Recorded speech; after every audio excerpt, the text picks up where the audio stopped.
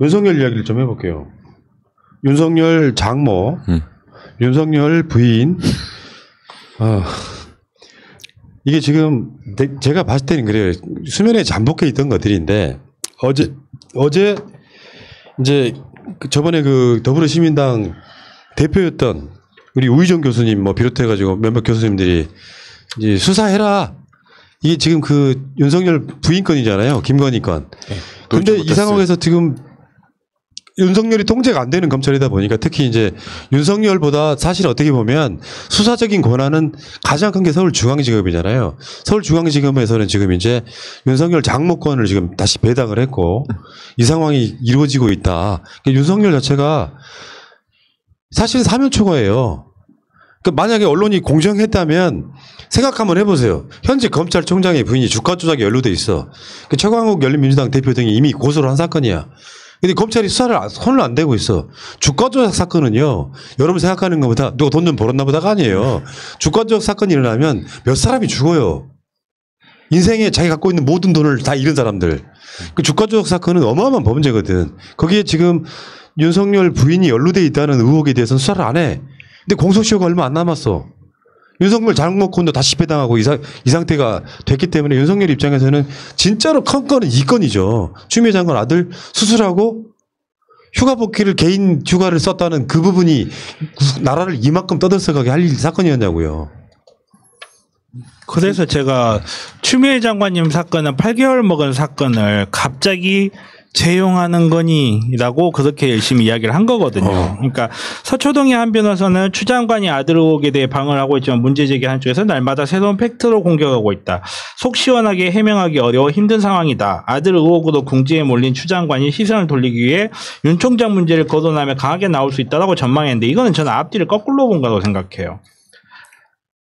부인 의혹으로 궁지에 몰린 윤 장관이 시선을 돌리기 위해 추 장관을 문제를 거론하며 강하게 나온 걸 수도 있다라고 보는 게 저는 맞다고 봐요. 그리고 이 형태를 전반적으로 봤을 때 이거는 그 김건희에 대한 수사가 아니고요. 이게 만약에 정말로 김건희를 수사를 제대로 하게 되면 이건 정말 김건희에 대한 수사가 아니라 현직 검찰에 대한 수사가 될 가능성이 굉장히 높습니다. 이게 주가 조작을 하고 이 주가를 통해서 이익을 얻고 하는 게 과연 정말 김건희가 했는가? 이 주식이 어떤 구조로 돼 있는지 잘 모르는 이 사람이 했을까? 그리고 장모가 실질적으로 장모와 김건희는 이름만 대여해 준 사람이 아닐까. 실제 이득을 얻은 제3자는 별도의 사람이 있다라고 말하는 서초동 일부 변호사가 있어서 제가 크게 꾸짖었습니다. 그럴 리가 없다고. 아, 저 비겁한인가. 그래서 이렇게 빠져나가. 실제 이게 돈의 흐름을 가면요. 김건희가 엄청난 돈을 벌었다고 해요. 엄청난 돈을 벌어서 수십억을 벌었다고 하거든요. 근데 결국 그 돈이 누구한테 가 있나요, 지금? 김건희. 나한테 가 있다라고 순진하게 생각할 수 있죠. 근데 부부관계를 맺음으로써 그 돈은 제자리를 찾아간 게 아닌가라고까지 주장하는 사람이 있어서 제가 정말 크게 호통을 쳤습니다. 네, 크게 그럴 리가 없다라고 제가 정말 크게 호통을 쳤죠. 근데 그 윤석열이 옛날에 그 검찰 취임사에서 한 말이 있어요.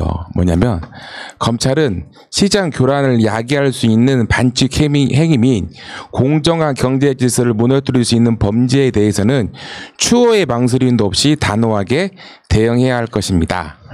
검찰은 이러한 원칙을 검찰총장의 가족에 대하여도 동일하게 적용하며 조속히 수사에 착수하고 고발된 혐의에 대해 의혹이 남지 않도록 철저히 수사해야 합니다라고 우리 윤 총장님 말했고요. 이게 도이치모터 사건이잖아요. 5개월 남았습니다. 지금 뭐냐면 5개월만 버티면 이건 끝나는 거야. 그렇죠? 그렇죠. 5개월 끝나는데 지금 나는 윤 총장이 왜 그만 안 두는 거에 대해 생각을 해봐요. 5개월만 버티면 우리 가족이 화목해진다.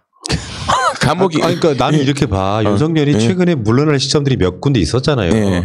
완전히 쌩까인 인사. 그럼 이 상황에서 윤석열이 안 물러난 이유가 명백해지는 거죠. 그 도이치모터스 주가 조작 사건은 실제로 굉장히 심각한 상황이고 김건희가 연루돼 있다는 여러 가지 정황들이 있습니다. 왜 정황들이라고 하느냐? 그걸 검찰이 수사를 해야 되는 거야. 근데 그걸 못하고 있는 상태에서 지금 공소시효 끝나기만을 기다리면 내가 버티면 되지. 그러면 이게 화가 나는 게 이런 거야. 추미애 장관 아들이 휴가 연장하거나 또는 누가 했는지 모르지만 민원실에서 뭔가 문의한 것이 나라를 이 정도 뒤집을 사건이면은 윤석열 부인의 현직 검찰총장의 부인이 주가 조작 의혹에 연루되어 있는 사건을 수사하지 않는 것은 어느 정도 나라가 뒤집어져야 되겠니? 미군이 북한의 핵폭탄 그말 똑같은 정도의 사건인 거라고. 이게 주식시장에서 사법체계의 투명성이 얼마나 중요하냐면요. 지금 이제 LG화학이 LG 배터리를 분사시킨다고 하잖아요. 그 과정에서 투자자들이 굉장히 난리가 났어요. 근데 이게 저는 주식을 잘 모릅니다만 상법상으로 봤을 때는 하나의 회사가 LG 배터리로 분류가 되고 LG 화학으로 분류가 되면 투자자들은 거기에 비례해서 주식을 결국 LG 배터리 주식과 LG 화학의 주식을 그 비율대로 다시 또 나눠서 갖게끔 돼 있어요. 나눠서 갖게끔 돼 있는데 그리고 LG 배터리 입장에서는 LG 배터리가 잘 나가니까 LG 화학이라는 정체되어 있는 기업을 달고 뛰는 것보다는 잘 나가는 LG 배터리 혼자 나가는 게 좋거든. 그러니까 분사하는 게 당연한데 투자자들이 왜 우려를 하겠어요?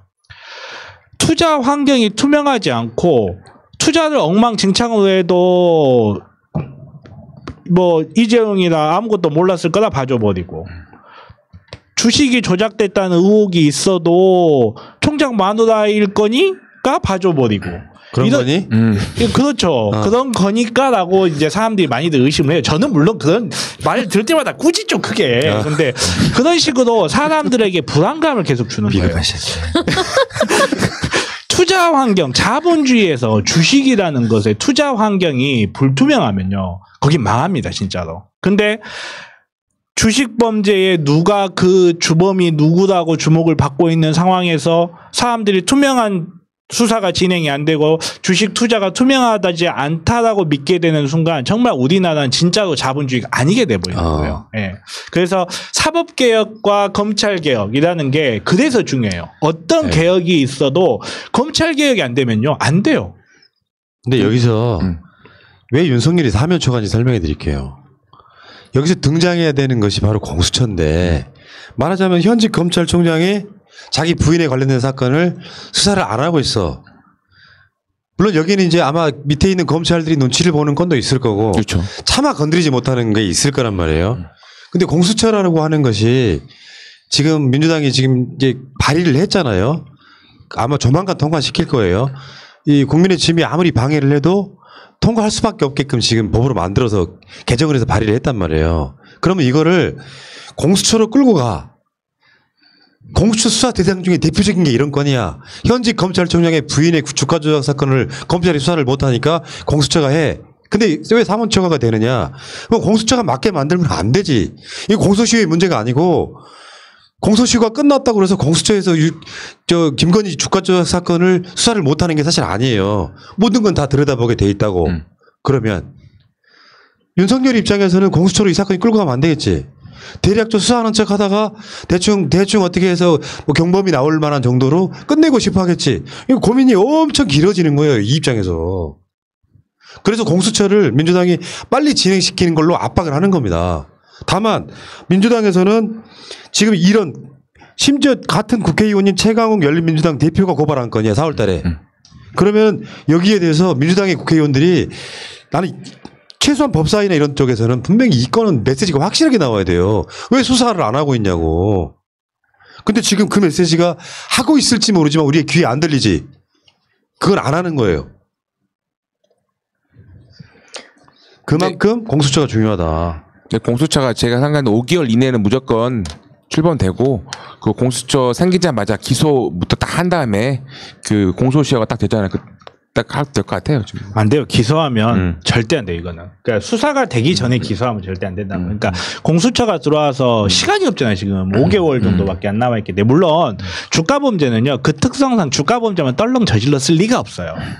주가 범죄는 대부분 이런 주가 범죄가 있으면 차명 보유부터 시작해가지고 수많은 범죄들이 따라와요. 근데 결국은 시간이 5개월밖에 없다는 한계상 공수처가 출범해서 맞게 되면 이건 늦거든요. 그러면 수사할 수 있는 시간이 얼마 안 됐는데 거기서 섣불리 기소해버리면 말 그대로 무죄가 나버리면 그때는 아무것도 못해요. 정말로.